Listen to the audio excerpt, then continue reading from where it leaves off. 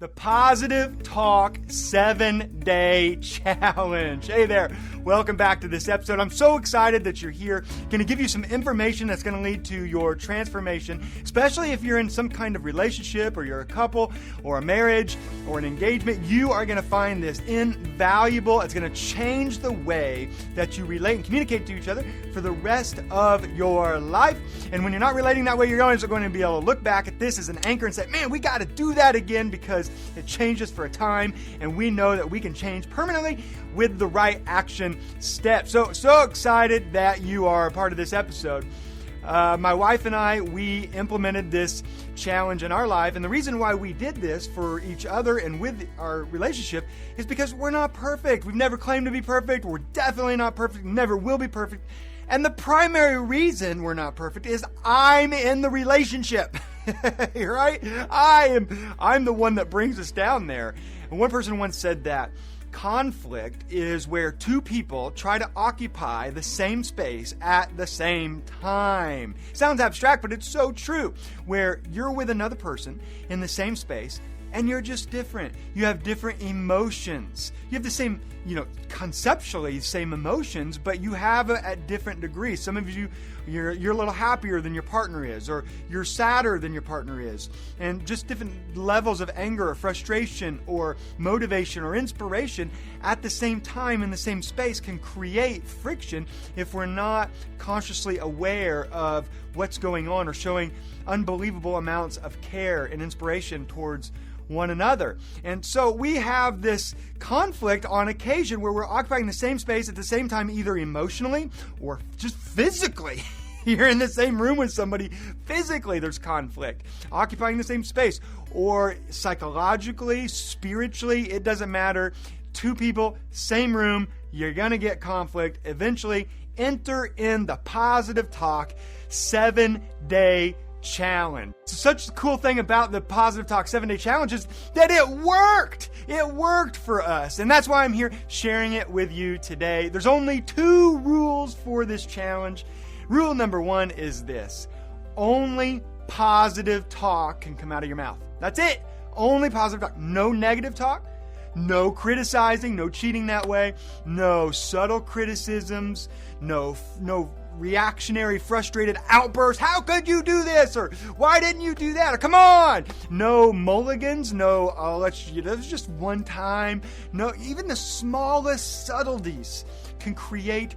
One person once told me that if you're going to drink poison in your water, it doesn't take 2, 3, 4, 5 drops. It just takes 1 drop to absolutely kill you. And it's the same with negative. It's the same with negativity getting in your brain and in your thoughts and in your relationship. Starts to permeate around and it becomes a habit and a pattern. Before you know it, it's like 2 people occupying the same space in conflict, or they're in the same space and they're strangers because they no longer care about conflict. Sometimes when you're angry at somebody, it's just a byproduct of being in love with somebody. And whether you admit it or not, but if you're silent towards each other, you're starting to grow distant. And there's no need for that on our planet. It's a short life. Let's love each other. Let's care about each other. In particular, if you're a couple or a marriage, and so no negativity, no cyanide, no poison, no drops, and including body language. Like, body language communicates more than verbal language, doesn't it? Like if we roll our eyes at our spouse or a person that we're engaged to or just dating somebody and we sigh, that's negative. That's not allowed as part of the Positive Talk 7-Day Challenge. Some of you are like, oh, come on, that's my go-to move. And you can't do any of that with your body language. No foot tapping. You can walk out of the room, but not in a negative way. And that's rule number 1. Only positive talk or positive communication. Rule number 2 is this. Rule number 1 cannot be breached. It must go unbreached for 7 24-hour period. So 7 whole days, no breach of rule number 1. So you got to go 7 days of only positive talk. If you go gangster on each other, if you get negative on each other on day 1 at the nighttime, so you've gone like 15 hours, 12 hours, If you go even 1 ounce of gangster, then you got to roll back the clock and go to minute number 1 of day number 1. If you make it to day number 3, day number 6 even, or the morning of day number 7, and accidentally say something that's negative or body language that's negative, you must return to minute number 1 of day number 1. It takes 7 whole days to satisfy and fulfill this challenge. I believe in you. I know that you can do this. And I've told some people about this, and they ask me, how come you started that? Well, it's a great question because my wife and I got married, just like you, if you're married or you're in a relationship or want to be in a relationship and you're fantasizing about somebody even. It's the same thing because it's in our imagination that a lot of our narrative about our relationships taking place. The story that we tell ourselves. Isn't that true? We're in this marriage and we dated forever. We're excited about being married. It's the honeymoon period.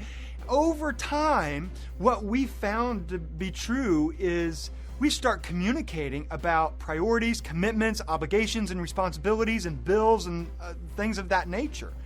And the more time that passed, the more that consumed our marriage. And you add in kids, it's like responsibility galore, isn't it? And the more we talked about that, the less we talked about our passions and our visions and our love and our joy and our enthusiasm and fun and excitement levels start to wane. The more, it's not that it's either or, but we found the more we talked about that, the less we were talking about this. So what we did as we both coached and counseled some other relationships, and I continue to do that, and as I find more and more and more, every couple that I coached is experiencing the same issue post-marriage. It's always about responsibilities, or you don't do that, or you do this, or you come on, pull your weight, and it was heartbreaking. So what we did, we tried to institute the 2-hour Sunday rule. And we not only tried, it worked. It was amazing. We do it to this day. We've been doing this for 15 years. On Sunday, we have 2 hours, and it can be any time during Sunday. It's usually Sunday night for us. And during that 2 hours, we can talk about any responsibility, any commitment. We do all our calendar triage. We plan everything. We say, what do you got going on Monday? How can we help on Tuesday? Wednesday, we got to take the kids here. Thursday, I'm working out. Friday, I got this work function. Saturday, let's have the family together. No, we can't do that. Got this conflict. No, let's get rid of that. We just go like this. And it's like, well, the trash needs to be taken out more. The dishes aren't being done. Who's making the car payments? Everything that needs to be talked about responsibility-wise, birthdays that we're going to go celebrate, whatever it is, that gets talked about in that 2-hour time period. We may not take 2 hours. It may be like 5 minutes because we're in rhythm. We know what's going on. And it may not take that long, but sometimes it does. Sometimes it's intense, but most of the time it's very relaxed, really chill, fun and funny because we know that we could go after each other, but we decide we don't need to do that anymore. That I want to honor her and cherish her, and she wants to do the same for me. And that has worked tremendously. Well, that's great. And we got all our responsibilities there. We're always thinking, how can we get better? I mean, that's just part of our philosophy, and I hope that's part of your philosophy too, is that we can constantly improve our lives and find transformation in all of reality, because we only see part of our reality all the time. We're finite, and we can always go to another level of mastery. That's why I take courses and training all the time. It's a must for your life and your relationship. That's what my wife and I decided to do. So what else could we do? We tried all these different things. That worked really well. What else? So we came up with this positive talk 7-day challenge. Only positive talk to each other. What would happen if we just did that? Well, we thought we already talk positively most of the time to each other. Maybe it'll work. Maybe it won't. Probably it's going to be a breeze. We'll just try it out. So it's like we hit the start button. And as soon as we hit the start button, we're going about our day. And before we know it, fail. somebody said something, and it wasn't terrible, it wasn't cruel and mean, but it was just negative towards the other person. So we failed, and we failed quickly. So we're like, oh, I guess we gotta try this again. So we tried again, and we failed again within the first day. We tried again, we get to day 3, we failed again. We get to day 4 and 5 and 6, we kept failing. It took Pandy and I, the love of my life, at least 1 whole month to accomplish and achieve and satisfy the Positive Talk 7-Day Challenge. My question for you is, how long would it take you?